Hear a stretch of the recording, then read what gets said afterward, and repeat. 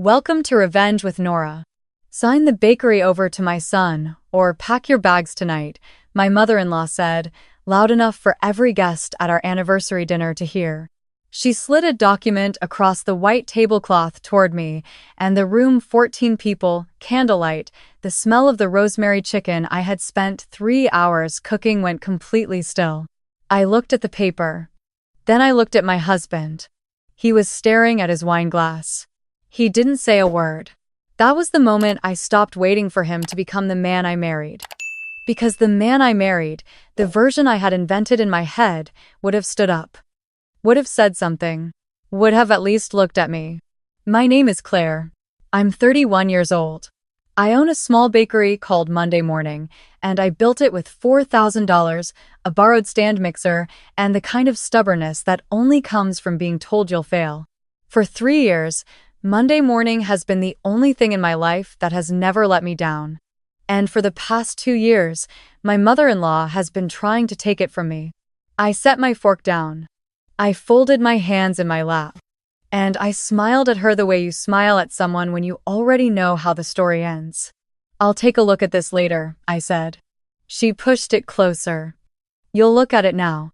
My husband finally raised his eyes. Not to defend me. To warn me.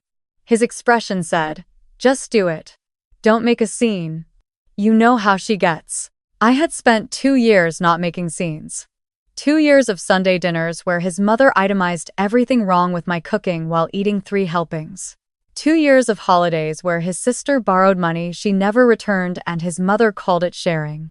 2 years of being told, in 100 different ways, that the business I built before I ever met my husband was now a family asset that I had been selfishly hoarding. Monday Morning was not a family asset. It was mine.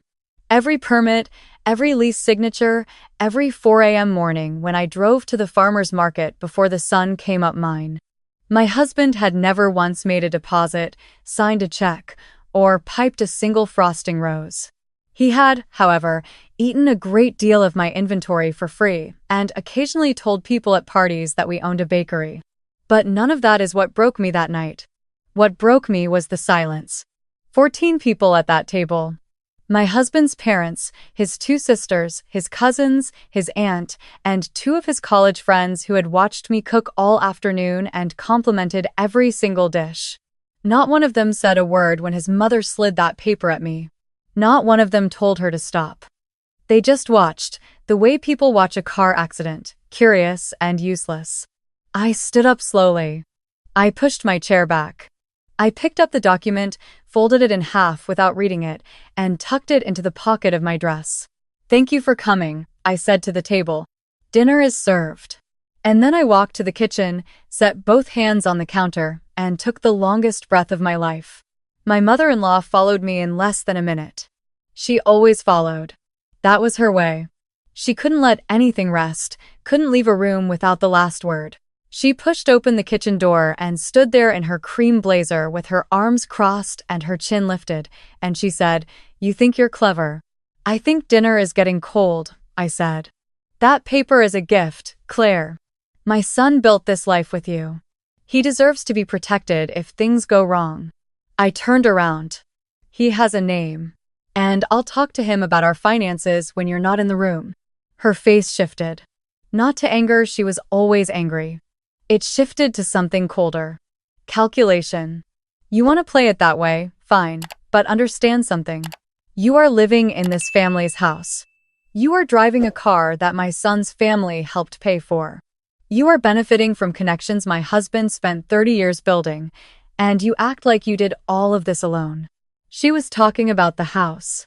The house that my husband and I had moved into 18 months ago, which his parents had co-signed on because my husband's credit score at the time of our marriage application was 490.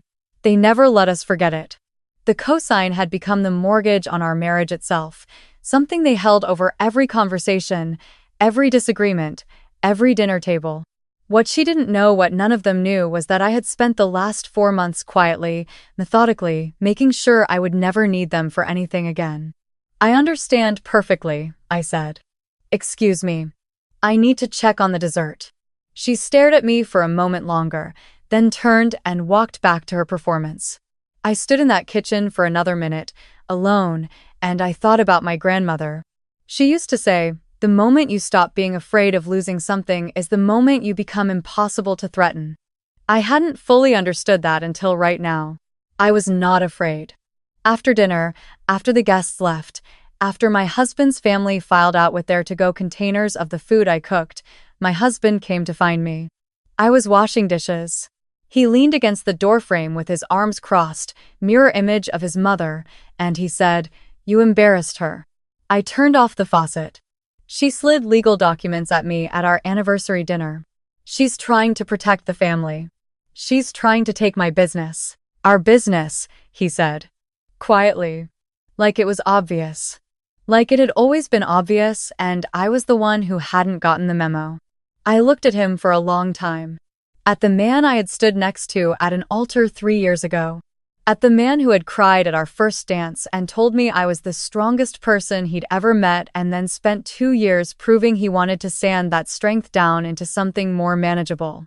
"Go to bed," I said. "We'll talk tomorrow." He pushed off the doorframe. "My mother isn't wrong, Claire. You hold everything too tight. It's not healthy." "Good night," I said. He left. I finished the dishes. Then I drove to my bakery. Monday morning was dark and quiet at 11 at night, and it smelled like vanilla and brown butter and the faintest trace of the cardamom rolls I'd done a test batch of that morning. I turned on the small lamp behind the counter, the one that cast everything in amber, and I sat at the prep table with my laptop and a cup of chamomile tea, and I finished what I had started 4 months ago. I already had a meeting with my attorney scheduled for Monday. The refinancing was nearly complete. I had spent 6 weeks working with a financial advisor to restructure the bakery's incorporation so that it was sealed, legally and completely. Inside, a single-member LLC, with my name alone. No joint ownership. No shared assets. No exposure. Every contract, every vendor agreement, every piece of intellectual property, everything that was Monday morning was being transferred cleanly into a structure that my husband's family could not touch, could not petition, could not claim, even if this marriage ended tonight. I had also, that afternoon, before anyone arrived for dinner, made a phone call. I sat at the prep table until 2 in the morning, going through everything one more time, making sure every thread was pulled tight. Then I drove home and slept better than I had in months. The next morning, a Sunday, I made coffee. My husband came downstairs and sat across from me, and we had the conversation he thought he was in charge of. He said he had been thinking. He said he loved me but felt like I kept parts of my life locked away from him. He said his mother had a point, that marriage was about shared vulnerability, and that a wife who refused to put her husband's name on her business was sending a message about her commitment. I listened to the whole thing. Then I said, "I want to show you something." I opened my laptop and walked him through the incorporation documents. I explained the LLC structure. I showed him the timeline, what had been done, what was still in process. I showed him the meeting scheduled for Monday morning. I told him that by end of next week, Monday morning would be legally insulated from any claim, marital or otherwise. He stared at the screen, then at me. "When did you do all of this?" "The night your mother showed up at the bakery asking to see the books," I said. 4 months ago. "You were there. You said nothing." His jaw tightened. "That's not fair." "It wasn't fair when she asked to see my private financial records," I said. "I agreed we needed to have a conversation about boundaries. You said you'd handle it." 2 days later, she called me and told me I needed to add your name to the lease. She was trying to help. She was trying to own what I built, I said. "And I decided that night that I was done waiting for you to see the difference." He stood up. He was angry now, the kind of angry that men get when they realize the situation is not what they thought, when the control they assumed they had turns out to be something they imagined. "So what? You've been planning to leave me for 4 months." "I've been planning to protect myself," I said. "Those are 2 different things. Whether they end up being the same thing depends entirely on you." He picked up his phone and called his mother. Of course he did. She arrived 40 minutes later. His younger sister came with her, And she had that look on her face that she always had when she anticipated conflict, bright-eyed, slightly breathless. Like drama was a spectator sport she'd bought front row seats to. They sat at my kitchen table in my house, and my mother-in-law looked at me with the particular expression she reserved for moments she considered herself to be an absolute authority. "Claire," she said, "this has gone far enough." "I agree," I said. I sat down across from her. "My son has given you 3 years of his life. His name. His family's support. And you have responded by sneaking around behind his back making legal arrangements to cut him out." "I made legal arrangements to protect a business I built before I met him," I said. "There's nothing sneaky about it," I told him this morning. "Because you got caught. Because I was ready." She opened her mouth. I kept going. "I want to be clear about something," I said. "I have never asked your family for a single thing. I have not borrowed money, accepted gifts, or requested favors. My name is on this house because the bank required a primary borrower with a solid credit history, which your son did not have. I didn't say that at dinner last night because I don't enjoy humiliating people. But we're apparently past the point of being polite." The sister stopped smiling. My husband said, "Claire, the cosign," my mother-in-law said, almost triumphant, "means this house belongs to this family's." "The cosign," I said, "means your name is a guarantor on the loan. Not an owner. I can show you the deed if you'd like. Your name is not on it." Silence. "The deed," I continued, "is in my name and my husband's name jointly, as is standard for married couples. Which means that in the event of a divorce, it would be treated as marital property under state law. Which means that your ability to claim anything from this household, or from Monday morning, is exactly 0. I've had 3 conversations with my attorney about this. Would you like her number?" My mother-in-law looked at my husband. He was looking at the table. "Ryan," she said. His name sharp as a crack. "Say something." He looked up. For the first time that morning, maybe for the first time in a long time, he looked at me instead of her. And something moved across his face that I couldn't quite name. It wasn't remorse. It was closer to recognition. Like he was seeing the shape of what had happened, not just the surface of it. "She's right, Mom," he said quietly. The temperature in the room dropped. "What?" his sister said. "She's right. About the deed. About the cosign. I know how the paperwork works." He rubbed his face. "I know." "Then why," his mother said, voice razor thin, "have you let this go on? Why have you let her disrespect this family for 2 years?" "Because I was hoping she'd just—" He stopped. "Just what?" I asked. He didn't finish the sentence. He didn't have to. Just go along with it. Just stop holding things so tight. Just be the kind of wife who makes things easy for everyone, who lets her name get added to documents she didn't sign, who smiles and cooks and fades gently into the background of her own life. I stood up. "I think it's time for you both to leave," I said to my mother-in-law and her daughter. "This is our home, and we need to have a conversation privately." My mother-in-law stood slowly, like a queen being asked to vacate a throne she'd never legally sat on. "You will regret how you've handled this." "I regret a lot of things," I said. "This isn't one of them." She picked up her bag. She looked at my husband one more time, the look that said, "Fix this, fix her, fix whatever this is." Then she walked out. The sister followed, firing one last look over her shoulder that I imagined she had been practicing since middle school. The front door closed.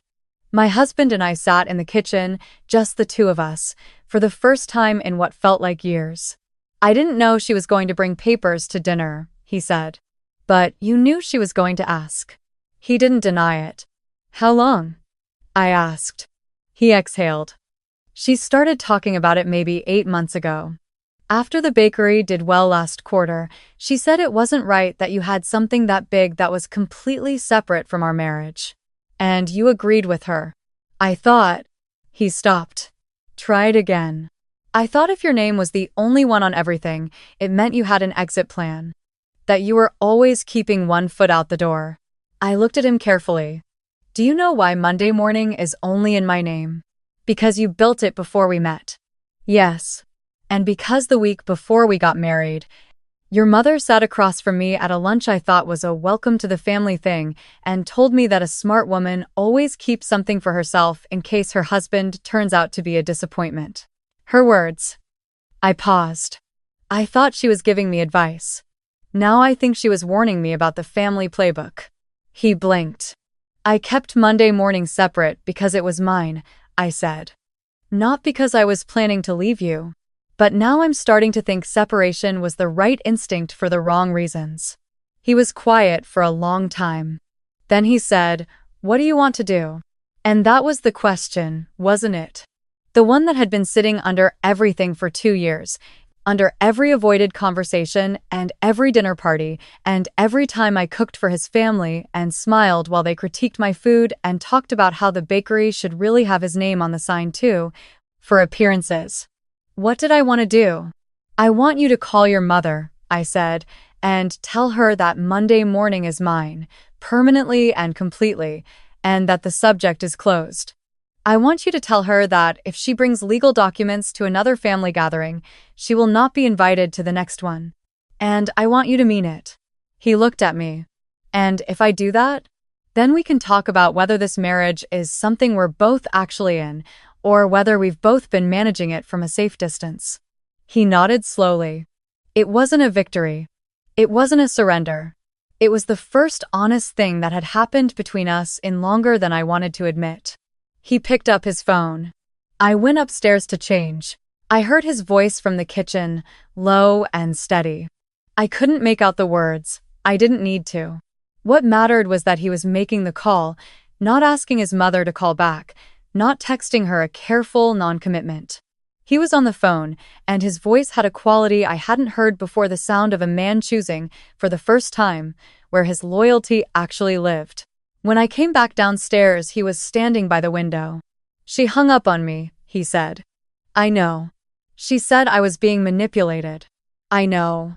She said you've been planning this the whole time, the whole marriage, and I was too blind to see it. And what did you say? He turned from the window. I said that even if that were true, she had given you every reason to plan. He paused. And then she hung up. I sat on the couch. He sat across from me. And we had the conversation that two people have when they are deciding what is left of something, when they are being honest for the first time about the shape of the thing they built and whether it can hold any weight at all. It was not a good conversation. It was not a bad one. It was real, which was more than anything we'd managed in months. That evening, I got a call from a number I didn't recognize. I answered because I recognized the area code. It was the town where my husband's parents lived. It was my father-in-law. He had never called me directly.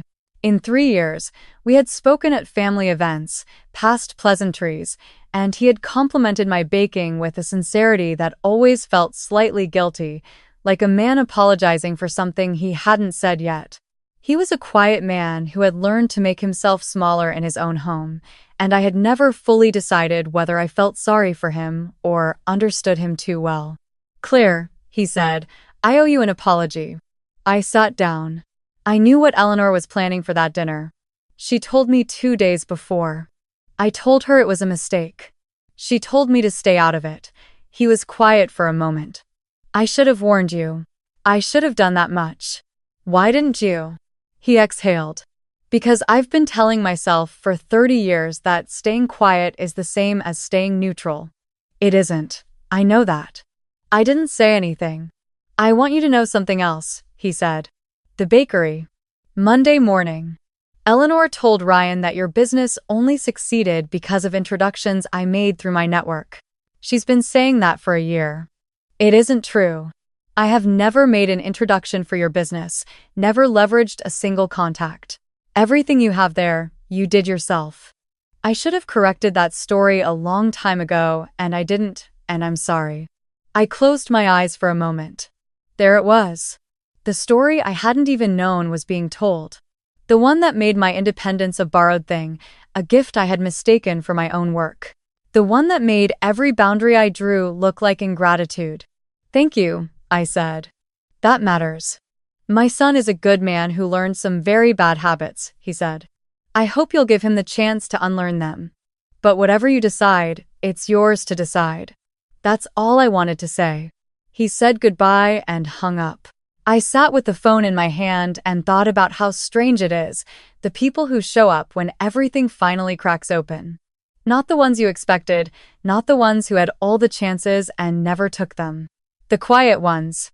The ones who had been carrying something and finally found the moment to set it down. The following Monday, I went to my attorney's office and finalized the LLC restructuring. I signed the last documents, initialed the final pages, and when it was done, Monday morning was exactly what it had always been in every way that mattered mine, but now the paperwork agreed with reality. I drove to the bakery afterward. It was a Tuesday morning, which meant we had the cardamom rolls going and the display case was half full of the lemon olive oil cake that had become quietly famous in our neighborhood. My assistant was pulling trays out of the oven and the radio was on low and the smell of the place settled around me like something I had been holding my breath for. I tied my apron and went to work. My husband and I spent the next 3 weeks in the uncomfortable, necessary work of being honest with each other. Some nights it went badly. Some nights it went better than I expected. He called his mother twice more. The second call, she listened. I don't know what he said.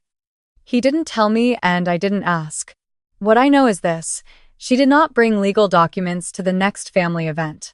She did not mention the bakery.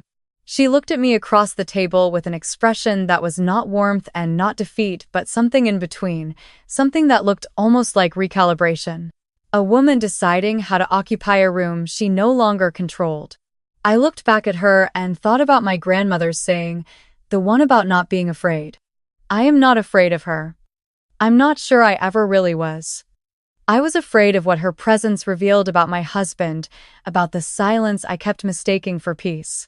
That's the part they don't tell you in the stories. The revenge isn't the satisfying part. The satisfying part is the morning after, when you wake up and the first thought in your head isn't about any of them. When you make coffee and check your business numbers and plan your week and the only voice in the room is yours.